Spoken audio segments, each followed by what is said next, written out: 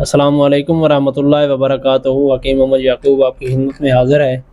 آج کا جو ہمارا ٹاپک ہے وہ گرم مزاج والوں کے لیے ہے۔ ایسے افراد جن کے جسم میں گرمی خشکی کا غلبہ ہوتا ہے ان کے لیے یہ نسخہ ہم نے چوز کیا ہے۔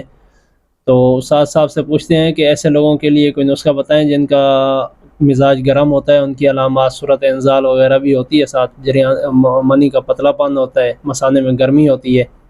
تو ایسے افراد کے لیے کوئی ایسا نسخہ اچھا سا بتائیں جو کم خرچ ہو اور بالا نشین ہو، اس کا فوائد زیادہ ہوں اور چیزیں بھی آسانی سے مل جائیں، تو ایسا کوئی نسخہ بتائیں جی۔ وعلیکم السلام ورحمۃ اللہ وبرکاتہ۔ جی گرمی کی تمام علامات کے لیے جو نسخہ بتانے جا رہا ہوں زبردست ہے۔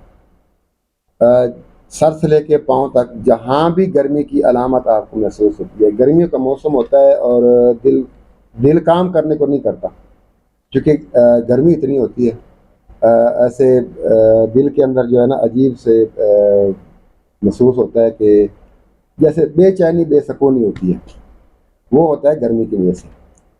یا مردوں کے لیے منی کا نہ بننا، اس میں گاڑھا پان نہ ہونا، ٹائمے کی بالکل زیرو ہونا، انتشار آ کے ٹوٹ جانا۔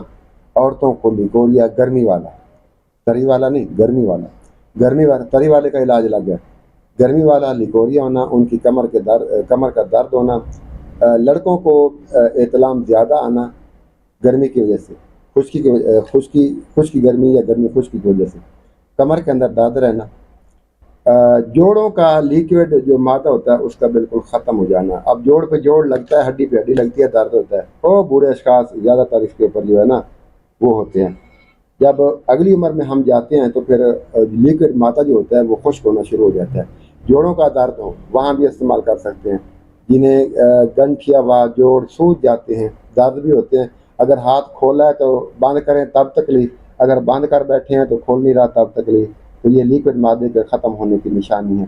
انشاءاللہ اس کے ساتھ لیکوڈ مادہ جو ہے وافر مقدار میں پیدا ہوگا۔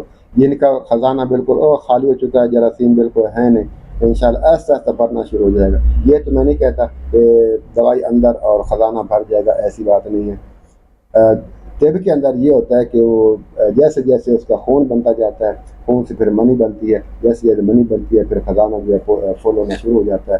تو ایسا ایسا جیسے جیسے خزانہ فل ہونا شروع ہو جاتا ہے، اس کے اندر امنگیں جاگنا شروع ہو جاتی ہیں۔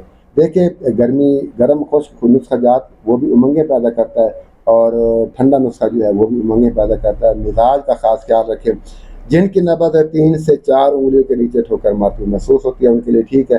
جن کی نبض جسٹ 1 انگلی کے نیچے ٹھوکر مارتی محسوس ہوتی ہے وہ اس سے دور رہیں، اور بچے تو خاص طور پہ دور رہیں۔ گرمی والے اس کے قریب آ سکتے ہیں۔ جی آپ نے موسلی سفید لینی ہے، اس کے بعد سالب مصری لینی ہے، تال مکھانا اور موچرس اور تخم اٹنگن، بو پھلی، گوند کتیرا،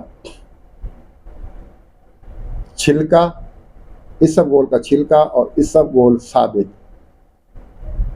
سنگھاڑا۔ یہ اوپر والی چیزیں چھلکا اور اسبگول یہ آپ نے لینی ہے 1 تولہ، یعنی کہ 10 گرام۔ سنگھاڑا آپ نے لینا ہے 50 گرام۔ چینی آپ نے لینی ہے 100 گرام۔ ساری چیزوں کا صفوف بنا لیں، صفوف بنا کے رکھ لیں، اور آدھا چمچ صبح شام آپ نے دودھ کے ساتھ لینا۔